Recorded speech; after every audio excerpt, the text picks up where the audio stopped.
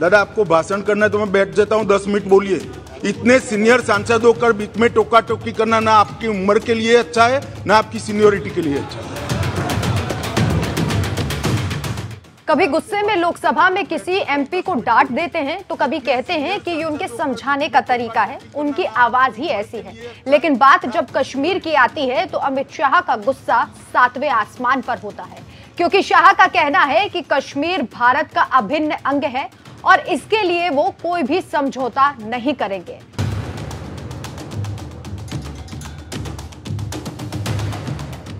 नमस्कार, मैं हूं आपके साथ राखी लांबा और आज हम बात करेंगे अमित शाह की, जिन्हें कांग्रेस के एक बड़े मंत्री ने, एक बड़े नाम ने प्रधानमंत्री बनाने की मांग कर दी है।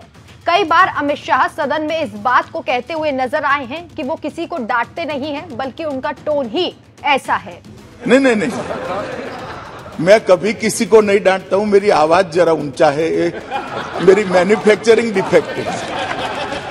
मैं कभी किसी को ना, मैं गुस्से होता हूं, कभी कश्मीर का सवाल आता है तो हो जाता हूं, बाकी गुस्से नहीं होता। अमित शाह हमेशा अपने गुस्से और सटीक फैसलों के लिए जाने जाते हैं। केंद्रीय गृह मंत्री जिस भी राज्य में हालातों को बिगड़ता देखते हैं वहां तुरंत एक्शन ले लेते हैं, चाहे वो मणिपुर हो या फिर भारत का अभिन्न अंग कश्मीर हो। राजनीति के चाणक्य कहे जाने वाले अमित शाह का बीजेपी में कद कितना बड़ा है, इसका अंदाजा इस बात से लगाया जा सकता है कि जब भी बीजेपी पर कोई परेशानी आन पड़ती है तो मोदी सबसे पहले अमित शाह को याद करते हैं। चुनावी रणनीति की बात हो या फिर किसी राज्य में बेकाबू हालातों को संभालने की, शाह अपनी जिम्मेदारी और दायित्व दोनों अच्छे से निभाते हैं। अभी हाल ही में मणिपुर में फैली अशांति को लेकर अमित शाह एक्शन मोड में दिखाई दिए थे। मणिपुर पहुंचकर शाह ने वहां का जायजा भी लिया था। अभी भी शाह 24 घंटे में 3 से 4 बार मणिपुर के हालातों को लेकर अपडेट ले रहे हैं, लेकिन विपक्ष फिर भी सदन में हो हल्ला कर रहा है। बीते दिनों सदन में अमित शाह ने अपने संबोधन में साफ शब्दों में कहा था कि सरकार चर्चा के लिए तैयार है, लेकिन इसके लिए विपक्ष शांति बनाए रखे। बावजूद इसके विपक्ष ने खूब हल्ला हो किया। इस दौरान अमित शाह गुस्से में भी दिखाई दिए थे। जो नारे लगा रहे हैं उनको ना सहकार में इंटरेस्ट है, ना सहकारिता में, ना दलितों में इंटरेस्ट है, ना महिलाओं के कल्याण में इंटरेस्ट। तो उनके नारे लगाना बहुत स्वाभाविक है। मगर मैं फिर से कहना चाहता हूं, मैंने आज दोनों सदन के विपक्ष के नेता को पत्र लिखा है कि कितनी भी लंबी चर्चा के लिए मैं तैयार हूं। सरकार को कोई डर नहीं है। चर्चा जिसको करनी है मणिपुर पर, वो चर्चा करने वाली, हमें कुछ छुपाना नहीं है। हमने दोनों विपक्ष के नेताओं को, मैंने आज पत्र लिखा है। मैं कहता हूं कि जनता आपको देख रही है, चुनाव में जाना है, जनता के खौफ को ध्यान में रखे और मणिपुर जैसे संवेदनशील इश्यू पर चर्चा के लिए उचित माहौल सदन में बनाइए, ऐसी मेरी विनती है। आपका धन्यवाद। जो कांग्रेस सदन में शाह को बोलने का मौका नहीं दे रही है, उसी विपक्ष के एक बड़े नेता ने शाह को प्रधानमंत्री बनाने की मांग कर दी है। हम बात कर रहे हैं छत्तीसगढ़ के डिप्टी सीएम टीएस सिंहदेव की, जिन्होंने अमित शाह को पीएम बनाने की मांग कर दी है। मणिपुर मामले को लेकर टीएस सिंहदेव ने कहा है कि अगर पीएम नरेंद्र मोदी इस मामले में जवाब नहीं दे रहे हैं तो शाह को प्रधानमंत्री बना दिया जाए। सर, अमित शाह जी ने एक लेटर लिखा है खड़गे जी और अधीर रंजन जी को रिक्वेस्ट करते हुए कि मणिपुर हिंसा पे कोऑपरेट करें पार्लियामेंट में डिस्कशन के लिए। कांग्रेस की तरफ से मैंने तो कहीं ऐसा नहीं देखा कि कोऑपरेट करने की मंशा नहीं है।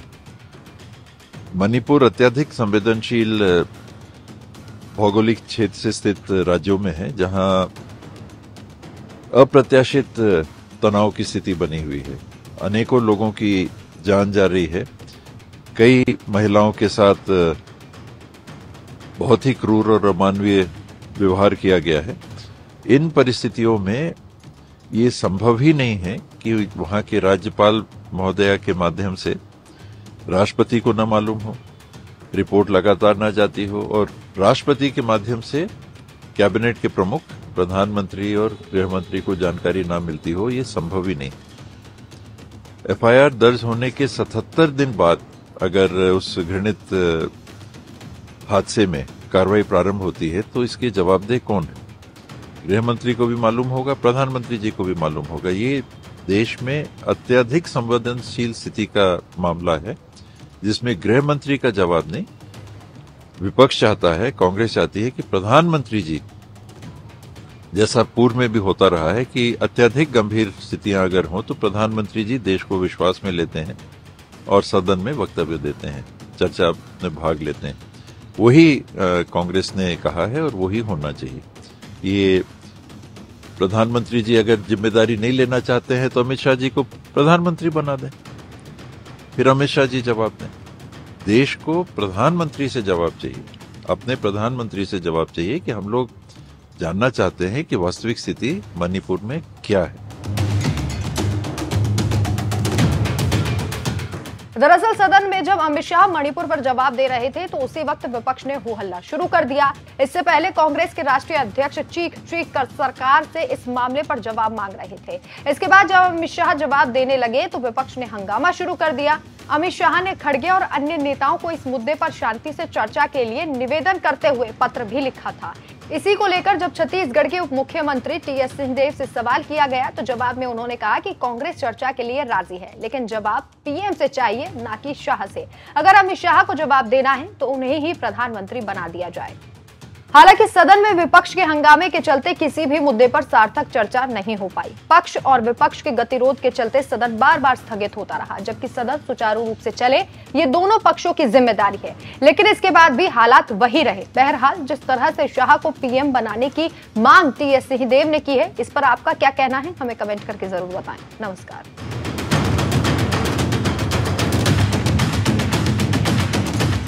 जो नारे लगा रहे हैं उनको ना सहकार में इंटरेस्ट है, ना सहकारिता में, ना दलितों में इंटरेस्ट है, ना महिलाओं के कल्याण में इंटरेस्ट। तो उनके नारे लगाना बहुत स्वाभाविक है।